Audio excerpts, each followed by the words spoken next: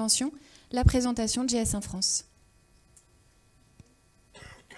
Bonjour à toutes et à tous. Alors, en physique et en distanciel, donc c'est en effet à moi que revient le grand privilège et l'honneur d'introduire la réunion et de présenter GS1 France. Donc ça, c'est moi. Donc je suis Cédric Lecollet. J'ai le plaisir d'animer cette plateforme de collaboration avec l'ensemble des équipes que vous voyez partout autour et que je salue parce que ce travail, réussir cette journée, préparer cette journée, c'est énormément de travail et je pense que nous allons vivre collectivement. Vous allez voir que collectif, collaboration, commun, je vais le répéter 10 fois, mais on va vivre un moment important aujourd'hui en commun, en communauté. Juste avant de vous présenter GS1 de façon macro, je voudrais d'abord faire un petit sondage. On est entre deux tours, c'est la saison des votes et autres. J'aimerais savoir pour qui dans la salle GS1, c'est pas très clair. Donc je vais vous demander un petit effort de lever la main. Ça me donnera une perception du niveau de connaissance de vous au regard de GS1, de ce lieu, de cette organisation. Donc je vais vous demander de me dire qui dans la salle n'est pas très très clair. Ne soyez pas timide, mais ça me donnera un bon baromètre. Levez la main. Allez. Donc c'est très bien, on a à peu près 10-15%. Et donc l'objectif de la journée, et Paul en fera la conclusion à la fin, c'est de vous permettre à tous de mieux comprendre non seulement ce lieu, mais cette organisation qui est là pour vous, à votre service, et je vais refaire un tout petit peu d'histoire après, et surtout vous permettre d'avoir des réponses à vos questions qui, je sais, sont nombreuses et sont ardues. GS1, vous nous connaissez pour ça. Ça fait 50 ans. GS1, d'abord, mon premier message, c'est que c'est une idée brillante de nos prédécesseurs de créer un lieu dans lequel les entreprises mettent de côté les questions de marché, de prix, de négo, pour trouver ensemble des réponses à des problèmes du moment. Donc on est né il y a 50 ans. En France, on est né sous le nom de GenCode. On aura 50 ans exactement en fin d'année. Ensuite, cette organisation-là a grandi au niveau européen pour devenir EAN, European Article Numbering, qui est un mot très utilisé dans le commerce au sens très large. Et ensuite, on s'est étendu au niveau mondial avec le continent américain pour fabriquer cette organisation-là. Donc, on est connu pour ce code-barre-là, mais vous allez voir que GS1, c'est beaucoup plus que ça, puisque c'est une organisation au service de ces écosystèmes centrée sur une problématique principale qui est la problématique de l'identification. Je vais y revenir. Donc cette histoire-là, c'est exactement l'histoire de GS1 qui, depuis 50 ans, somme toute, fait la même chose, réunit des acteurs, des écosystèmes avec des problématiques à un moment donné, avec des réglementations à un moment donné, avec des technologies à un moment donné. D'accord ? Et donc ça s'est passé comme ça partout dans le monde. Et GS1, cette organisation, a développé, s'est déployée partout dans le monde au gré des nouvelles filières qui avaient des mêmes besoins de créer des règles communes centrées sur l'identification pour faciliter, simplifier leur échange. Et c'est comme ça qu'on a accompagné l'expansion du commerce. La BBC dit de GS1 qu'on est une des 50 choses qui ont fait le commerce aujourd'hui. D'accord ? C'est important, c'est qu'on est un élément important de cette constitution du commerce, et c'était le message en introduction. Le commerce et le moment dans lequel nous sommes est un moment, lui, qui est en pleine évolution.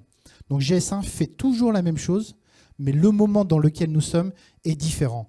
On est né pour structurer la supply chain, pour aider à transporter des produits d'un point A à un point B, et notamment faciliter les passages en caisse ou les passages en entrepôt. C'est de là d'où on vient. La question aujourd'hui, et vous la vivez, c'est une question de très forte tension géopolitique.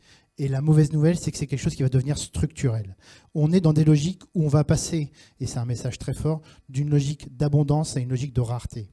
Il faut qu'on sache que le moment dans lequel nous sommes, les 10 ans qu'on va avoir devant nous, on va plus changer, GS1 et l'écosystème et l'humanité, que dans les 50 dernières années. C'est important qu'on soit bien conscient de cela parce que les défis que nous avons sont des défis majeurs et le carbone est certainement le défi numéro 1 que nous avons collectivement à relever, je dirais. Et ce défi-là, c'est un défi de collectif. Ce qui rend GS1 on ne peut plus pertinent parce que GS1, c'est un objet de commun. C'est un bien commun. D'accord ? C'est très important d'avoir ça en tête, puisque c'est le fil rouge de la constitution de GS1. Et c'est exactement, pour poursuivre ce propos-là, c'est d'une logique assez simple, assez linéaire, d'une supply chain assez linéaire, on rentre dans une logique de plus en plus en réseau, avec de plus en plus d'acteurs, de fournisseurs, de l'autre bout du monde, d'acteurs au sein de cette supply chain qui se complexifie. Le grand défi que l'on a, c'est un défi de complexité. Et pour régler, pour résoudre, pour réduire la complexité, il faut s'entendre sur des règles. Je vais parler 2 secondes du langage. Le langage, c'est la première technologie que l'homme a construite pour se comprendre. Et à l'époque, pour compter les matières premières et les matières agricoles. Il n'y a pas de langage en soi. Il n'y a qu'un langage qui résulte d'une convention, d'un consensus entre acteurs. GS1 produit des règles, produit du langage qui est le fruit de la collaboration, du consensus entre tout un tas d'acteurs d'un écosystème.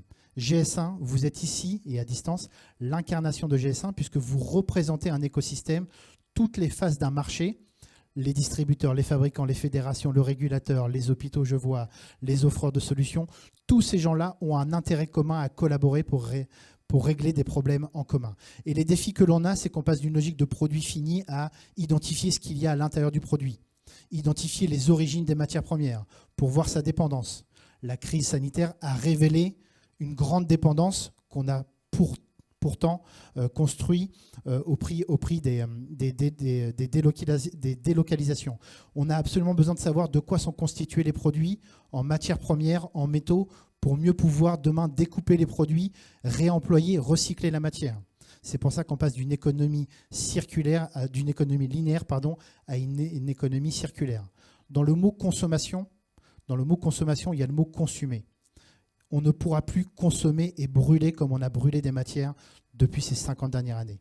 Je dis ces messages-là parce que c'est on ne peut plus stratégique pour cette organisation que de se préparer à ces changements de paradigme. D'accord ? Donc il va falloir qu'on apprenne à identifier tous les composants d'un produit, tous les lieux par lesquels ces produits sont passés, tous les fournisseurs par lesquels, qui ont produit ces produits-là. On va passer de produits d'une vie à des produits à plusieurs vies. Regardez tout l'essor des produits d'occasion ou du refurbished, du reconditionné. C'est le moment dans lequel on est.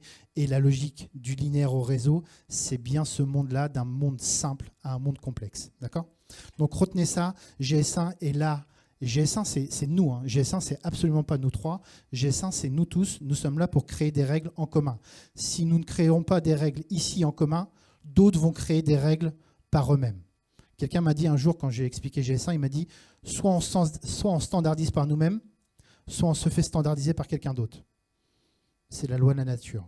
Prédation, collaboration. C'est exactement ça. GS1, c'est votre lieu pour créer ce commun-là. D'accord ? Ce que l'on fait est éminemment important, mais pas suffisamment conscient. Nous sommes ici pour créer les règles pour identifier. Identifier, ça paraît très simple. Je vous fais une analogie, c'est comme la question du temps. Posez-vous 2-3 questions au niveau du temps et vous allez voir que quand vous rentrez dedans, c'est d'une complexité extraordinaire.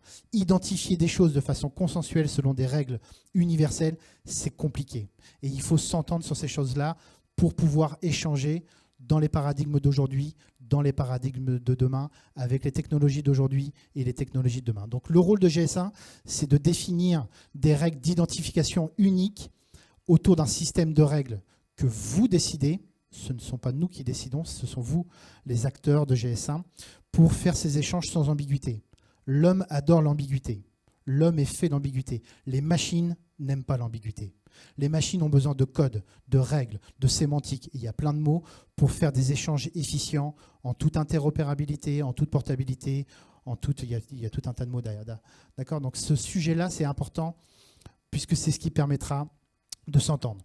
Je passe sur cette petite phrase-là parce que c'est pour vous accrocher, mais la question de l'identification, il faut s'arrêter 2 secondes puisque c'est essentiel de définir l'identité d'un produit, quelles sont les caractéristiques qui permettent de dire que ce produit-là est ce produit-là et n'est pas autre chose.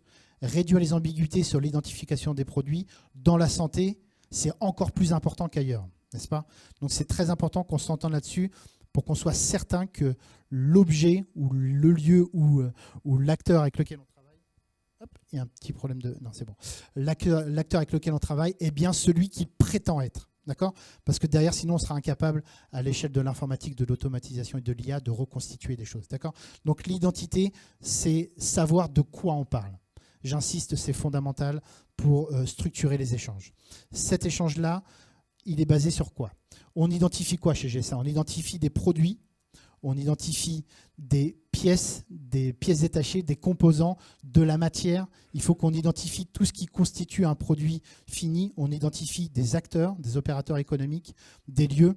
Dans les réglementations européennes, si vous regardez de plus en plus, la question de l'acteur économique et de son identification est essentielle pour produire les ambitions de l'Europe, et on identifie aussi tout ce qui est unité logistique dans cette supply chain. D'accord ? Donc on est là pour identifier ces choses-là de façon consensuelle afin de se simplifier la vie dans les échanges. Et les échanges, historiquement, c'était des échanges très portés sur la supply chain ou le transactionnel. Il y a des échanges nouveaux qui arrivent sur le cycle de vie.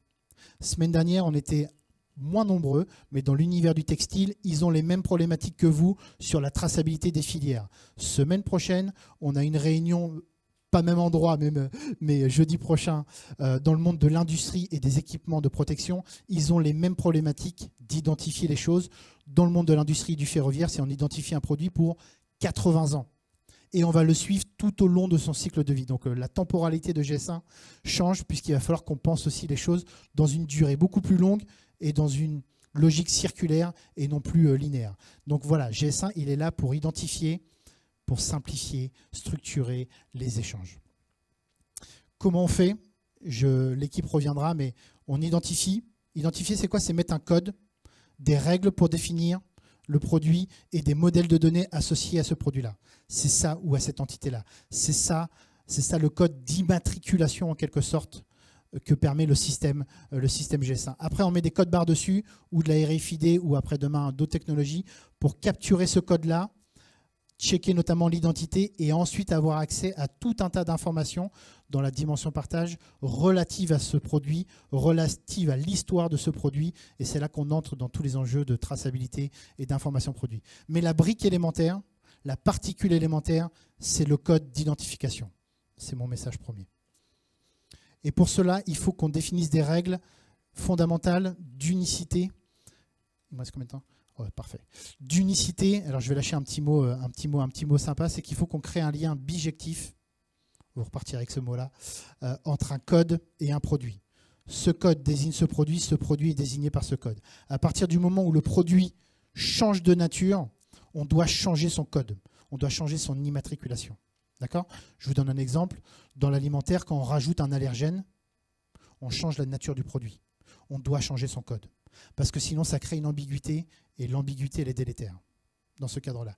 Quand demain, on change une pièce mécanique sur un train, il faut qu'on suive ça. D'accord ? C'est très important d'avoir cette règle-là. Les règles, ce sont des règles communautaires, hein. Chacun est libre d'utiliser, mais c'est bien quand tout le monde parle la même langue, quand tout le monde respecte les mêmes règles. Ensuite, les codes GS1, on est là aussi, nous, pour les enregistrer dans des bases de données qu'on appelle des registres, de sorte à créer une base de données qui permette d'être le registre de toutes les immatriculations des produits et des entités et des lieux. De sorte que quand vous faites des échanges, vous pouvez venir questionner cette base et dire c'est quoi le produit ? Qui est-ce qu'il y a derrière le produit? C'était la discussion qu'on avait au café avec Eric juste avant, de dire c'est important d'avoir des lieux où, un peu comme dans des états civils, on arrive à checker des identités. GS1, il crée des codes et il va les porter dans des registres, de sorte que l'ensemble des acteurs puissent interroger ces registres et savoir qui il y a derrière. C'est très important qu'on crée ça dans cette logique de commun. Et enfin, quelque chose de très important, c'est que c'est une logique d'inclusion et de collaboration, c'est que GS1 est un objet de bien commun qui sert toutes les entreprises. On a 53 000 adhérents en France, des très gros, des très petits. On crée un système qui est ouvert, qui est accessible à tous. Le standard ne doit créer aucune barrière entre acteurs, notamment entre gros et aux dépens de petits. Donc c'est très important d'avoir cette visibilité de l'inclusion. Inclusion, c'est inclure les petits notamment, et c'est inclure aussi les besoins, les problématiques des petits. On n'est pas là uniquement pour servir des intérêts de quelques très très gros. D'accord ? C'est important, cette dimension d'inclusion, elle a une double dimension. Et pour ce faire, on a une gouvernance qui est singulière. D'abord, on est neutre. C'est-à-dire qu'on est là pour faire en sorte que toutes les phases d'un marché que j'ai dit de plus en plus complexe, soient représentées. On ne doit favoriser aucune phase de ce marché. C'est très important. Deuxièmement, on est à but non lucratif. On est non-for-profit. L'argent qu'on récolte, le modèle économique de GS1, c'est de l'adhésion à un système pour que votre entreprise soit identifiée avec des codes au sein de ce système. Donc vous payez un abonnement tous les ans chez GS1. Ça va de 90 € par an aux entreprises qui font moins de 500 000 €, 90 € par an, moins de 9 paquets de cigarettes par an, à 4 000 € par an pour les boîtes de plus d'1 milliard. Donc c'est un système qui est très accessible. Et avec cet argent-là, ça nous permet de faire ce genre de réunion-là et de développer le service dans votre intérêt, dans votre service. On a été créé, on a été pensé par les entreprises et on est gouverné par les entreprises. On a, nous, ici, on est les représentants, il y a des membres du comité de direction, on a notre nouveau président exécutif, Didier Veloso, qui vient d'arriver il y a à peu près 2 mois. Il y a même exactement, quasiment jour pour jour, 2 mois, qui prend les rênes de cette belle organisation en France.